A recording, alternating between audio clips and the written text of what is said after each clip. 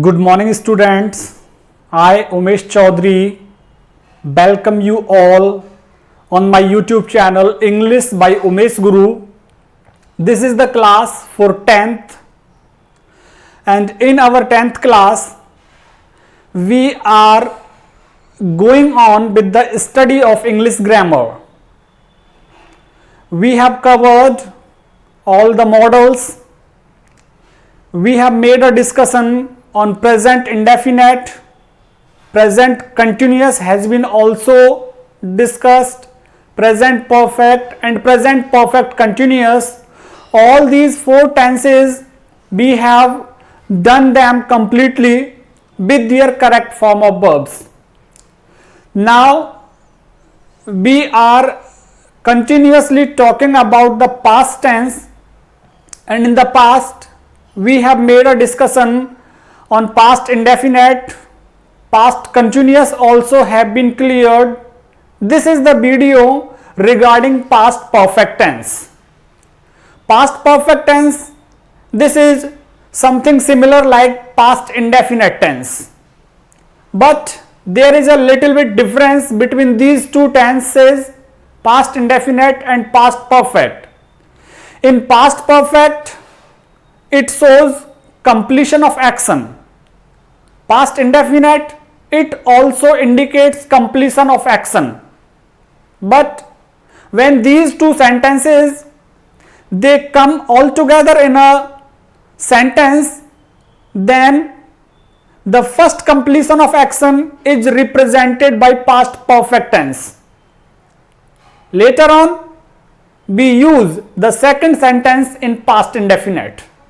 तो आपको समझ में आया होगा, बिल्कुल पास्ट इंडेफिनेट के जैसा ही है पास्ट परफेक्ट टेंस. ये भी क्या करता है, it shows completion of an action. कार्य की पूर्णता को बताता है ये, और यही काम पास्ट इंडेफिनेट टेंस भी करता है, कार्य की पूर्णता को बताने का. लेकिन जब भी ये दोनों टेंस एक ही वाक्य में आएंगे तो पहले जो कार्य फिनिश होगा वहां पे पास्ट परफेक्ट टेंस का यूज आप करेंगे. मैं आपको बताने वाला हूं, हिंदी वाक्य का अंत चुका था, चुकी थी और चुके थे.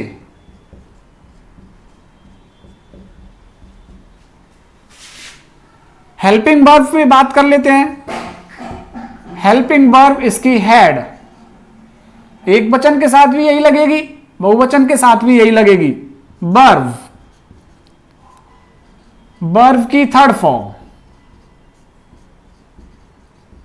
ये चीजें इंपॉर्टेंट है इस टेंस के लिए. हेल्पिंग वर्ब हैड है, इसकी वर्ब की थर्ड फॉर्म लगेगी. वाक्य कैसे आएगा इसका, जैसे मैं यहां पे लिखूं, वह जा चुका था.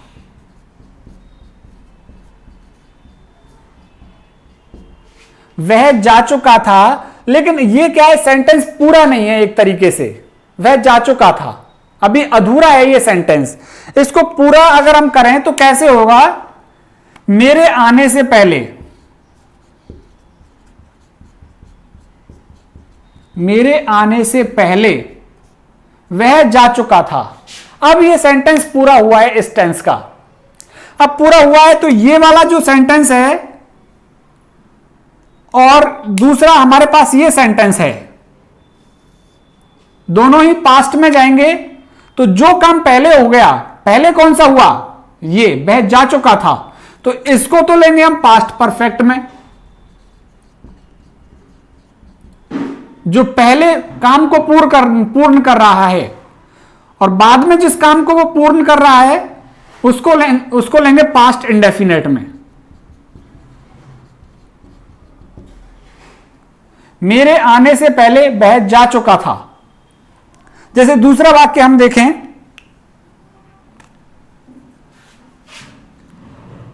किसान के खेत पर पहुंचने से पहले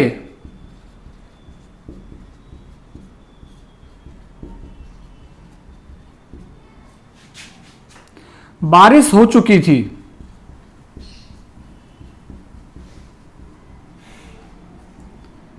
तो यहां पे पहले कौन सा काम हुआ है? बारिश का होना। बारिश हो चुकी थी, ये पास्ट परफेक्ट में जाएगा, क्योंकि दोनों ही कंप्लीशन ऑफ एक्शन को दिखाते हैं। पास्ट इंडेफिनेट भी कंप्लीशन ऑफ एक्शन दिखाता है, पास्ट परफेक्ट भी कंप्लीशन ऑफ एक्शन।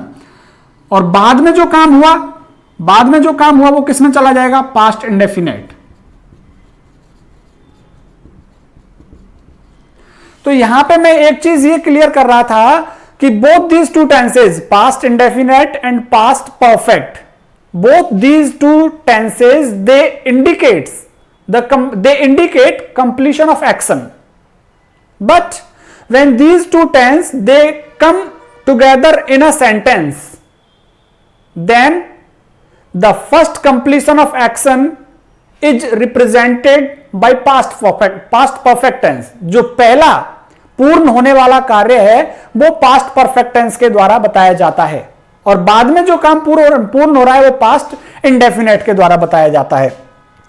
अब मैं इसके कुछ वाक्य लिख लेता हूं इंग्लिश में, जिससे कि आपको एक्टिव पैसिव में पता लगेगा कि किस तरह से एक्टिव पैसिव में कन्वर्ट करेंगे जब हमारी एक्टिव पैसिव की वीडियो चालू होगी।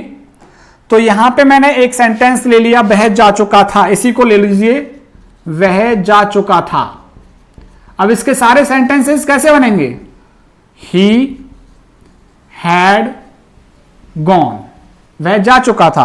आपको मैंने पहले ही बता रखा है कि वाक्य बनाने के लिए क्या चीज चाहिए होता है? सब्जेक्ट, वर्ब और ऑब्जेक्ट। और यदि किसी में हेल्पिंग वर्ब लगेगी तो सब्जेक्ट, हेल्पिंग वर्ब, वर्ब और ऑब्जेक्ट। इस तरह से बनेगा वाक्य। अब देखिए, subject, helping verb, verb, object इसमें है नहीं। जैसे मैं ऑब्जेक्ट वाला भी ले लेता हूं, he had learned this topic, उसने यह टॉपिक याद कर लिया है। अब यहां पे देखिए चारों चीज आपको मिलेंगी। ये सब्जेक्ट मिल गया, ये हेल्पिंग वर्ब मिल गई, ये वर्ब मिल गई और ये ऑब्जेक्ट। तो इन चारों चीजों से ही कोई भी इंग्लिश सेंटेंस हो, कोई भी इंग्लिश सेंटेंस हो, सब्जेक्ट, वर्ब, ऑब्जेक्ट से बनेगा, या सब्जेक्ट, हेल्पिंग वर्ब, वर्ब और ऑब्जेक्ट से बनेगा। अभी इसका नेगेटिव यदि हम बनाएं, इसी का negative, he had not learned this topic,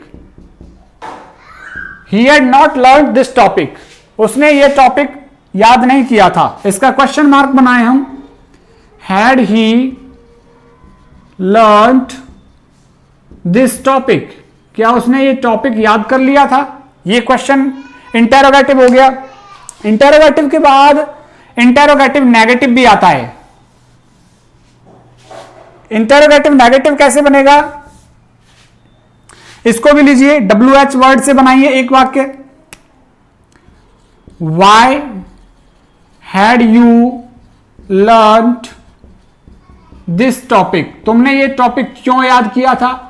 मैंने आपको बताया कि हेल्पिंग वर्ब से जो स्टार्ट होता है इंटेरोगेटिव, उसका आंसर यस और नो में रहता है, और जो WH वर्ड से स्टार्ट होगा उसका आंसर नरेटिव स्टाइल में होगा, काफी लंबा उत्तर उसका देना पड़ेगा। लेकिन यदि हेल्पिंग वर्ब से स्टार्ट होगा तो यस और नो में। जैसे इसको लीजिए, had he learn this topic, क्या उसने यह टॉपिक याद कर लिया है? तो यस या नो में आएगा इसका जवाब, हां या ना। लेकिन उससे यह पूछा, why had you learn this topic, तुमने ये टॉपिक क्यों याद किया? तो बताएगा कि टीचर ने कहा था ये टॉपिक याद करना है, या फिर ये टॉपिक बहुत इंपॉर्टेंट है, तो ये बड़ा जवाब होगा। इंटेरोगेटिव कैसे बनेगा इसका? इंटेरोगेटिव की बात कर लूं मैं जरा। इंटेरोगेटिव नेगेटिव, तो had he not done this work, क्या उसने ये काम नहीं किया था? तो इस तरह से इसके चारों सेंटेंसेस बनेंगे। अब बात करेंगे हम इसकी करेक्ट फॉर्म ऑफ वर्ब की, जो हमारा मेन टॉपिक है, करेक्ट फॉर्म ऑफ वर्ब।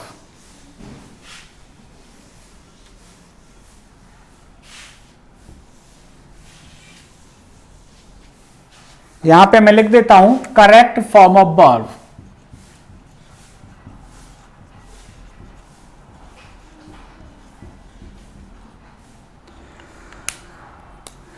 पहला रूल पे अगर इसकी चर्चा करें हम, तो वो वही आएगा,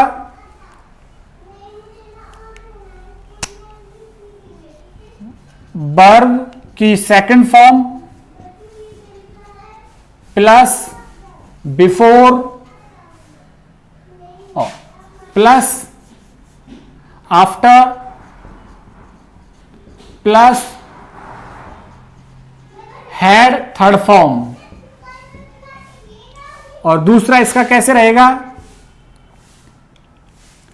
हैड थर्ड फॉर्म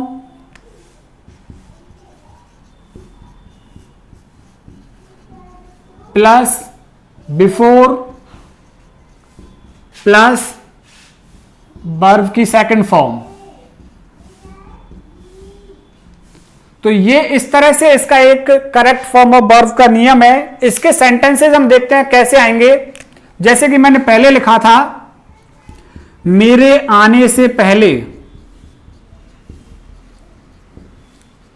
वह जा चुका था।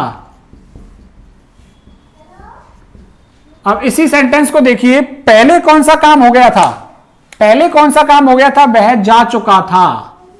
ये पहले हो गया, इसको पास्ट परफेक्ट में लीजिए। कैसे, ही हैड गॉन, क्योंकि पास्ट परफेक्ट में क्या करते हैं, हैड लगाते हैं, वर्ब की थर्ड फॉर्म लगाते हैं। बिफोर, मेरे आने से, बिफोर आई केम। तो देखिए यही वाली स्थिति बन रही है क्या, बिफोर आया, बिफोर के बाद में सेकंड फॉर्म आई, और बिफोर से पहले क्या आ गई, हैड थर्ड फॉर्म। ऐसे ही अगर मैं ये कहूं, घर पहुंचने के बाद मैंने चाय पी, तो यहां पे हैड थर्ड फॉर्म किसके साथ लगेगा, जो काम पहले पूरा हुआ। कौन सा काम पहले हुआ, घर पहुंचने, पहले मैं घर पहुंचा ना, उसी के बाद तो चाय पी मैंने। तो पहले कौन सा काम हो रहा है, घर पहुंचने का, और बाद में कौन सा काम हुआ, चाय पीने का। तो जो पहले कंप्लीट होगा काम, उसमें हमें पास्ट परफेक्ट लगाना है। तो कैसे बनेगा ये, I took tea after I had reached home. तो घर पहुंचने के बाद, तो ये आ गया, पहले जो काम हुआ है उसमें आप लगाइए हैड थर्ड फॉर्म। पहले मैं घर पहुंचा, पहले घर पहुंचा, बाद में चाय पी, तो यहां पे पहले had third form past perfect आ गया, और इधर पास्ट इंडेफिनेट आ गया। अब ये करेक्ट फॉर्म ऑफ वर्ब में कैसे आएगा, देखिए इस तरह से आएगा ये करेक्ट फॉर्म ऑफ वर्ब में। इस तरह से सेंटेंस आएगा,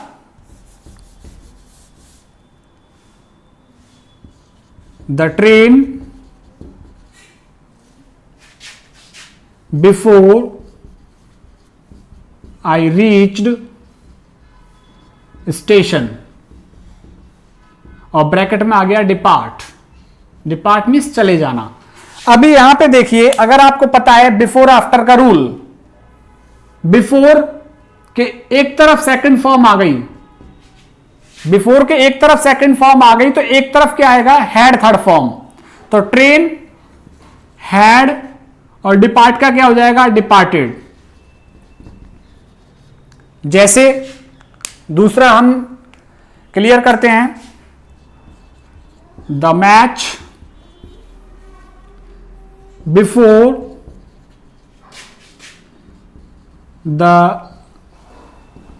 ऑडियंस केम, और यहां पे आ गया ब्रैकेट में स्टार्ट। अब देखिए क्या आएगा, बिफोर आया हुआ है, बिफोर आने के साथ एक तरफ सेकंड फॉर्म आई हुई है, तो यहां पे क्या लगाएंगे हम, had third form, the match had started. ये उल्टा भी आ सकता है, कैसे कि उधर वाली जगह खाली आए, जैसे हम कहें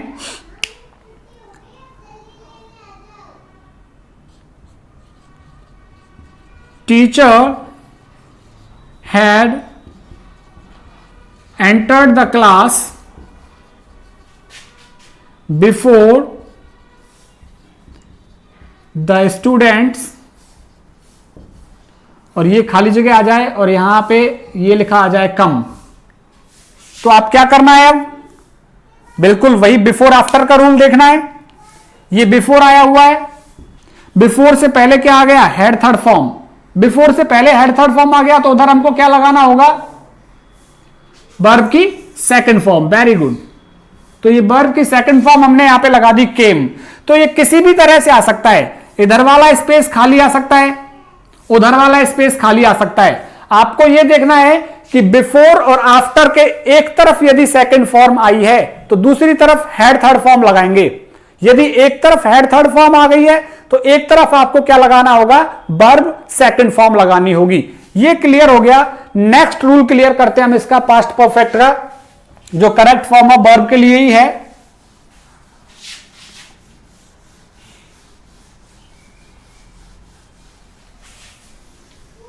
next rule, conditional sentence.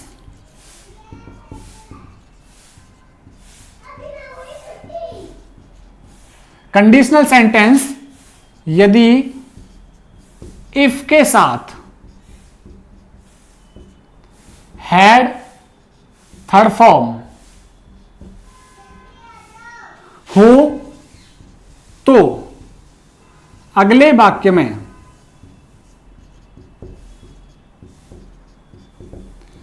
would have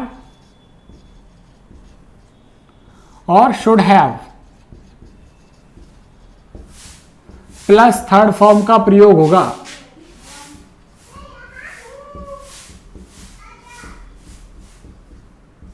इसको देखिए, बहुत ही इंपॉर्टेंट रूल है ये। कंडीशनल सेंटेंस की चर्चा मैंने प्रेजेंट इंडेफिनेट से ही की है। इफ के साथ वहां फर्स्ट फॉर्म आई थी तो हमने क्या किया, बिल और सेल के साथ फर्स्ट फॉर्म लगाया।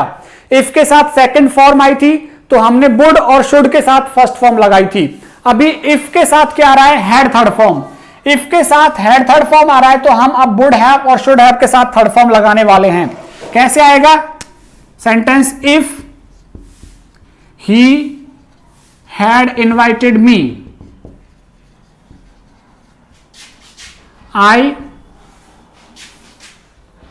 To his party. तो इस तरह से आ गया और यहां पे आ गया गो। तो अब हमें क्या करना है, देखिए देखिए इफ के साथ क्या आया हुआ है, हैड और थर्ड फॉर्म। इफ के साथ हैड थर्ड फॉर्म आ गया तो दूसरे वाक्य में वुड हैव और शुड हैव के साथ थर्ड फॉर्म आएगा। आजकल वैसे शुड का यूज खत्म होता चला गया है, सभी जगह वुड हैव दिखेगा आपको। फिर भी आप चाहें तो लगा सकते हैं। आई के साथ मैंने आपको बताया शुड लगाना होता है, लेकिन वुड लगाएंगे तो कोई दिक्कत नहीं आने वाली है। हर किसी के साथ आप वुड लगा सकते हैं। आई वुड हैव और वर्ब की क्या लगानी है, थर्ड फॉर्म। गो का क्या हो जाएगा, gone. I would have gone to his party. दूसरा सेंटेंस यदि हम देखें, if they had started their journey,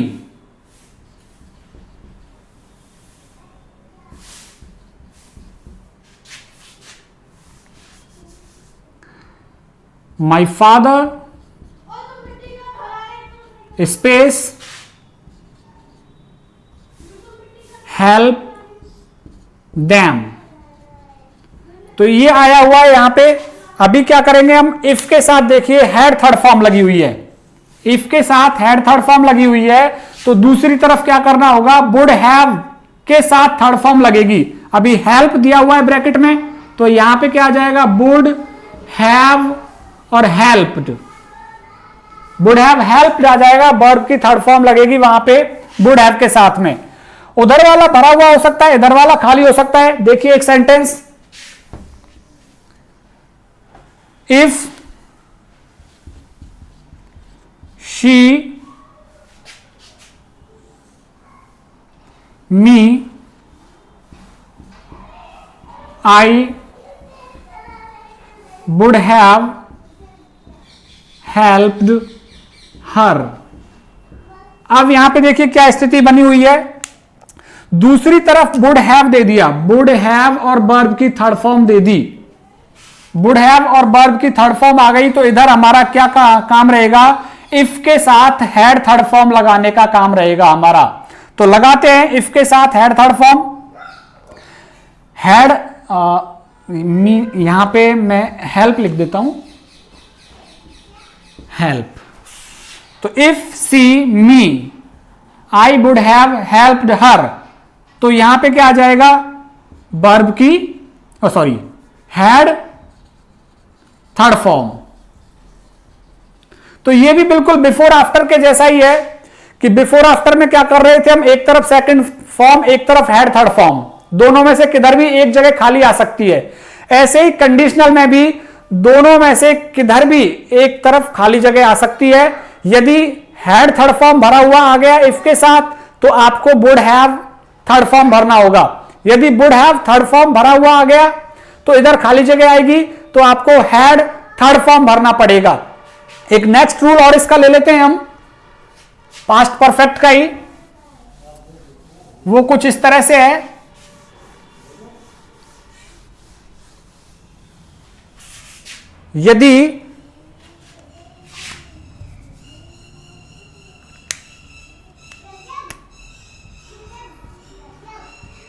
यदि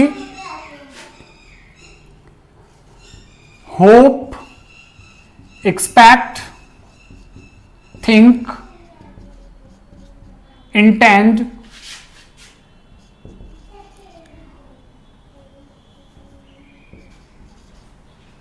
वांट जैसी क्रियाएं, जैसी वर्ब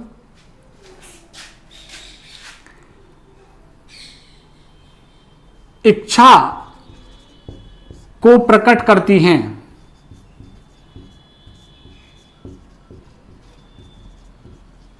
तो और यदि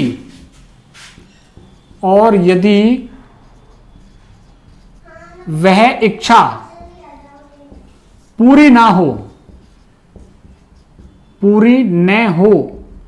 तो ऐसी वर्ब पास्ट परफेक्ट में लिखी जाती हैं, पास्ट परफेक्ट में लिखी जाती हैं।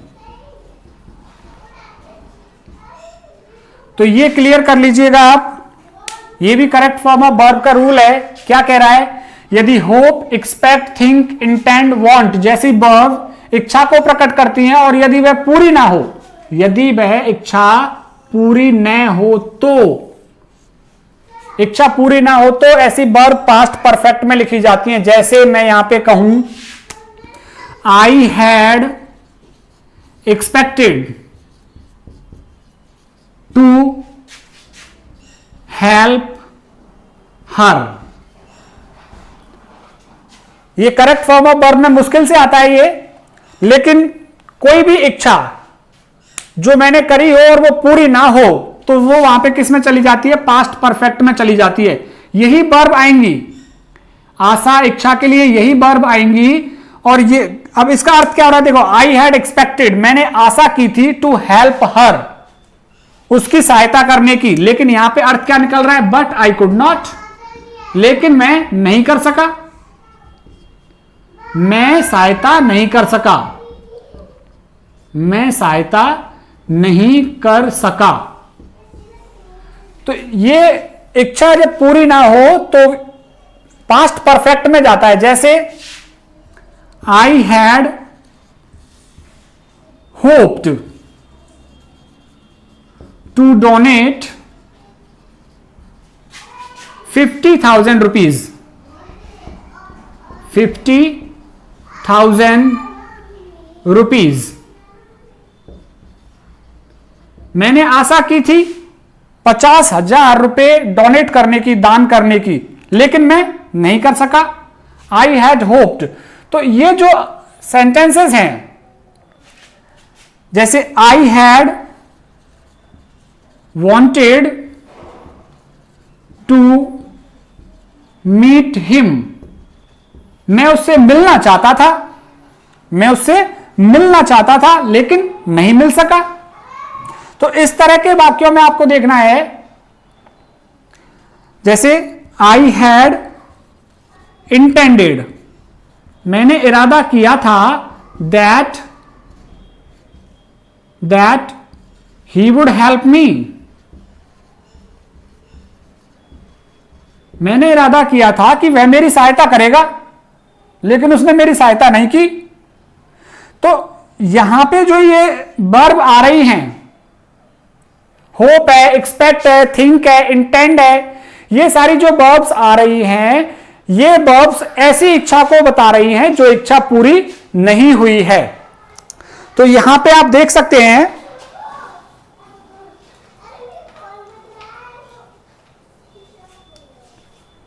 कि ये पास्ट परफेक्ट इस तरह से 3 और 4 इसके रूल्स हैं। ये 3 और 4 रूल्स आप क्लियर कर लीजिए, पास्ट परफेक्ट की करेक्ट फॉर्म ऑफ वर्ब्स आपके कंप्लीट हो जाएंगी।